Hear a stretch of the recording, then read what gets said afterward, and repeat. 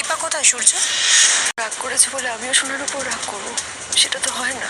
দীপা কাকু তাড়াতাড়ি বাড়ি যেতে হবে, মায়ের খোঁজ করতে হবে। আচ্ছা কাকু, এখন তো বাস অটো কিছুই পাবো না, চলো আমরা হেঁটে হেঁটেই চলে যাই। কি বলছিস কি মা, তুই এতটা রাস্তা হেঁটে যেতে পারবি? হ্যাঁ কাকু, রূপা যেতে পারবে। আমার কোনো কষ্ট হবে না, আমি বরঞ্চ তোকে কোলে নিয়ে চল। না না কাকু, রূপা একা একা যেতে পারবে হেঁটে হেঁটে, চলো। পারবি তো? হ্যাঁ আমার কিছু হলে আর কিচ্ছু চাইছে না, কিচ্ছু না। সোনা মা, এই তুমি মা, কি হয়েছে? ভাই খুব কাঁদছিল, তাই তুমি ভাইয়ের কাছে গিয়েছিলাম। তুমি কোথায় যাচ্ছ মা? মা তুমি তো আমার কাছে এলে না। মা এই তো আমি বললাম আমি ভাইয়ের কাছে। সেরকম হলো তো আমাদের ডাকতে পারতি, আমি নয় বীরকে সামলাতাম। কাকি তুমি তো মা না?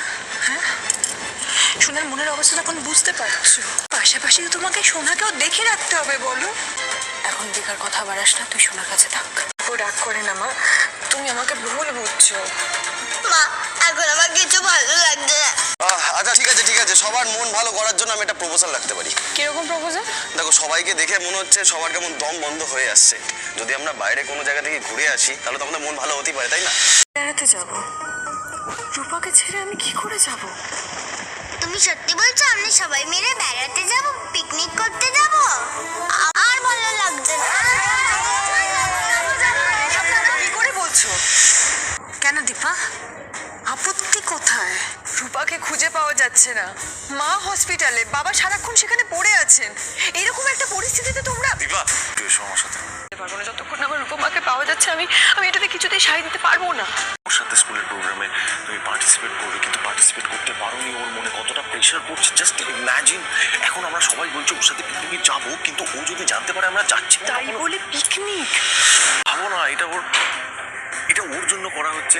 আমরা জাস্ট যাবো, বাইরে যেমন বাজার করতে যাই, বেরোবো, ভাত বেরিয়ে চলে আসবো, দ্যাটস ইট। তুমি ভাবো না, এটা মা তুমি পিকনিকে যাবে না? আমরা জাস্ট যেতে চাও না আমার সাথে? কে বলেছে মা আমি পিকনিকে যাব না? আমি যাব তো মা, যাব। মানে গিয়ে মজা করবে তো?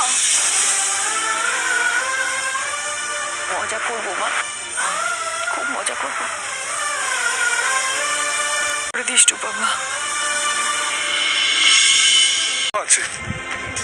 আচ্ছা চল দেখি তো। চলো দেখি। রাস্তার কাজ চলছে তাই রাস্তা বন্ধ আছে, আর তাছাড়া পুজোর জন্য প্যান্ডেলে কাজও চলছে। আপনারা অন্য রাস্তা দেখুন। কাকু রূপাকে যে যেতেই হবে, রূপা স্বপ্নে সবাইকে দেখেছে, সবাই রূপাকে ডাকছিল, সামনে গেলে এরকম করেই ডাকবে। না মা, এখন যেও না, এখন অন্ধকার, আর তাছাড়া তুমি তো অনেক ছোট্ট, আর এখান দিয়ে যেতে গেলে তোমার যদি ব্যথা লাগে তখন কি হবে? ও কাকু, রূপাদের যেতে দাও না গো কাকু। সেনগুপ্ত ভিলা। ও বাবা, সে তো অনেক দূর। এই রাস্তা দিয়ে গেলে একটু কম সময় লাগতো ঠিকই, আর না হলে ঘুরে গেলে অনেকটা দেরি হয়ে যাবে। তার চেয়ে আপনাদের কাল সকালে যাওয়াটাই ভালো। আপনার মেয়েকে একটু বোঝান। সেটাই ভালো মা, কাল সকাল সকাল না হয় বেরিয়ে যাবো খন, কেমন? যাক, রূপা কি মায়ের কাছে পৌঁছতে পারবে না? রূপার সাথে মায়ের দেখা হবে না, তাহলে রূপা যে স্বপ্ন দেখলো মা রাখছে, বাড়িতে ডাকছে।